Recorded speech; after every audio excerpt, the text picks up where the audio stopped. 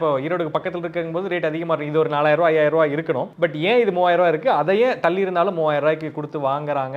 அந்த பிரைஸ் ஏன் சொல்றாங்க அப்படிங்கறத தெரிஞ்சுக்கலாங்களா? சார் ஒன்றும் இல்லை. இப்போ எப்படின்னா வேட்டுவப்பாளையமும் சரி, நசீனூரும் சரி, வெட்டுக்காட்டு வலசு எதை எடுத்திங்கனாலும் இன்றைக்கி ட்ரெண்ட் எப்படின்னா ரெசிடென்சியல் ஏரியான்னு எடுத்திங்கன்னா அங்கே 3000 2.5ங்கிறது ஃபிக்ஸ் ஆகிடுச்சு. நீங்கள் எங்கே போனாலும் மக்கள் வாங்குவாங்க. இதே வந்து நசீனூர் போனாலும் 2500 தான், மொடக்குறிச்சி போனீங்கனாலும் 2500 தான், பூந்துரை போனீங்கனாலும் 2500 தான். அது கம்மி எங்கேயுமே சைட் இல்லை. என்ன காரணம்னா இப்போ அண்ணமார் பெட்ரோல் பங்க் இதெல்லாம் கேள்விப்பட்டிருப்பீங்கன்னு நினைக்கிறேன். மூலப்பாளைய ரோடு இங்கே பார்த்தீங்கன்னா ஜெய்சி ஸ்கூல் பக்கத்தில் உங்களுக்கு 2500 கிடைக்கும். இதே வந்து ஜெய்சி ஸ்கூலுக்கும் பூந்துரைக்கும் கம்பேர் பண்ணிங்கன்னு வைங்க, கிட்டத்தட்ட 10 கிலோமீட்டர் டிஃப்ரென்ஸ் வரும். பூந்துரையிலே 2500 தான், ஜெய்சி ஸ்கூலும் 2500 தான். என்னன்னா அங்கே புரோக்கரை வச்சு பழைய சைட் வாங்குவாங்க.